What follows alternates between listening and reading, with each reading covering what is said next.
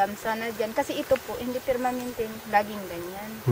Kasi pag amihan ito, tuyo na tuyo. Natutuyuan din. Oo. Walang tubig yan. So kailangan Kaya ang gusto namin, may dam. may dam kami para habang medyo tagtuyot na, may kunti kami makuha. Kasi bumabalon lang po kami dito. Tama.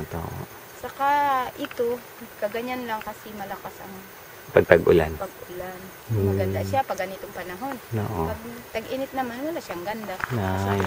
Tuyo na. Kasi, So yun yung ano. Nang ilang taon na rin kami po na hingi ng tulong na kung gusto na namin magawaan kami ng dam para po temporary lang habang mainit. Kasi hirap din kami sir kaya dito pa yung tagtuyo na. Hirap kami ng tubig.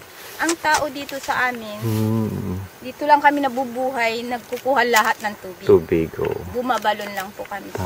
Tama. Kaya nung matagal na rin daing namin na yan na magkaroon kami ng dam para sa pag tagtuyot nga, hindi rin kami masyadong hirap. So, pag nasaksihan mo lang sir pag amihan dito, kami lahat dito umaakyat, bumabalon kahit kunting tubig. Para makakuha ng tubig. Itan ko ang anak ko. Yun pala ganun din, kasusan. Ganun din, no? Wala kami purpose. Ay, wala. Bakit? Purpose lang kami sa sahod namin 3,000 para pa. Sila nag-interview dyan sa barangay, sa parking. Hindi na sila nag-interview dito sa mga siklipisyo. Kakulangan sa amin para sa amin dito sa tricycle drivers ay ang maintenance na aming kalsada. Siyempre ang kalsada na tinaayos nila. Ang mga basura tanggalin nila. Ang kakulangan po natin dito sa Kulyon ay yung sa tubig, marumi pag nagaulan. Tungkol sa anak buhay. Una hirap sa trabaho. Ang ibang pagkikitaan ko, nagbubuhangin lang ako. Yan lang po, lang pati lambat ang kailangan ko. Walang iba. Bangka. Saka lambat po. Nakikita ko pa rin yung kakulangan sa mga bagay-bagay tulad ng pinadala ko ng distributor na kulang pa rin doon sa yung mga tulong pang livelihood para sa mga kabataan, sa mga nakakatanda. Nakikita na kulangan din sa Kulon yung ating nagsada, ating supply ng kurente, mas medyo kahit maayisin pa. Tapos yung ating supply ng tubig. Mga kakulungan na naranasan namin dito sa Kulyon National High School ay katulad ng mga gamit sa aming paaralan. Nag-aaral ng Civil Industrial Arts Carpentry.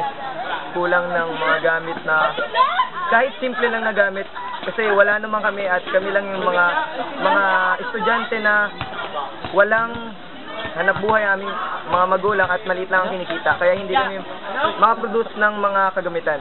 Kulang po sa mapagkukunang kabuhayan yung mga tao dito kasi yung iba po mas lumalabas pa ng Kulyon para magkaroon ng trabaho. Ang kakulangan po dito ay unang-una po ay tubig.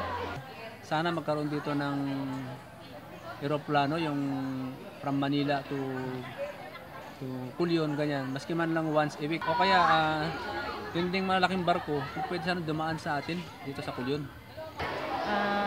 Pagkakulangan, tubig. Sana po magkaroon tayo ng tubig. Malinis. Matest sana yan. May test ba ng tubig sa ibang sa Manila?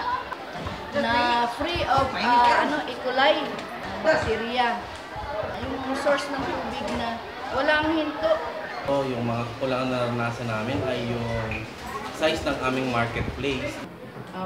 Kabagalan ng pag-unlad ng turismo dito sa Kulyon. Isa pa po na nakikita kong pangangailangan ng paaralan yung ma-improve wifi connection. Kasi lalo na sa pagtuturo ngayon sa K-12. Ang kakulangan na naranasan ko po dito sa ating bayan ay kakulangan po sa ekonomiya. Tulad po ng, minsan po nagbibili ako sa palengke, wala po minsan, kulang sa gulay. Tapos po yung tubig sa amin po, papatay-patay po, hindi po ipon agad. Tapos ang wishes ko lang po dito sa ating bayan ay makaaral po yung mga out of school youth. Yun lang po. Low level of tourism. Yes po, meron tayong tourism, pero napakababa po niya.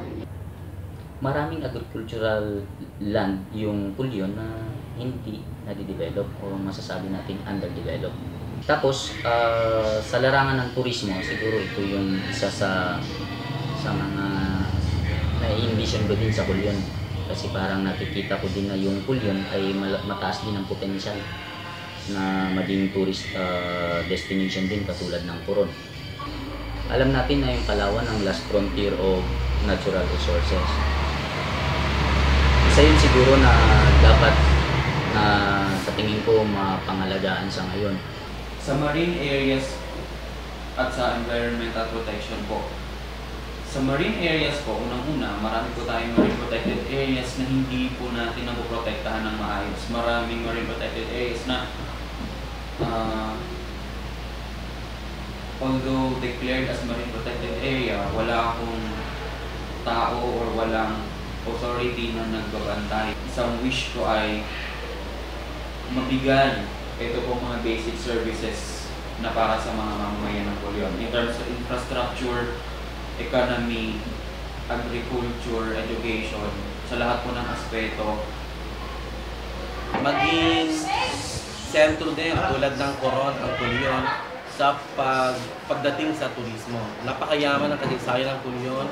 I'm sure na katulad ng ibang munisipyo, kaya din ng Pulyon na maging tulad nila na number 1 sa mga tourist destination dito sa Pilipinas, lalo na sa northern part ng Palawan. Tourism. In terms of tourism po, sinasabi ng mga ilang bisita na nakapunta na rito sa Pulyon, sobrang ganda daw po ng Pulyon. It's a world-class tourism destination. Isa sa mga nakikita kong pag-asa kung paano yayaman ang Pulyon or kung paano umunlad ang Pulyon ay kapag umunlad po ang turismo.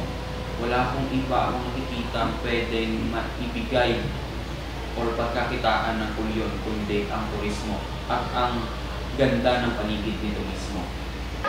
Ang wish ko naman sa Pulyon, ako bilang taga-Pulyon, anak Pulyon, na aking mga anak at asawa ay anak Pulyon din ang aking mga anak. Someday, tayo ay magkaroon ng isang lugar na parang paraiso.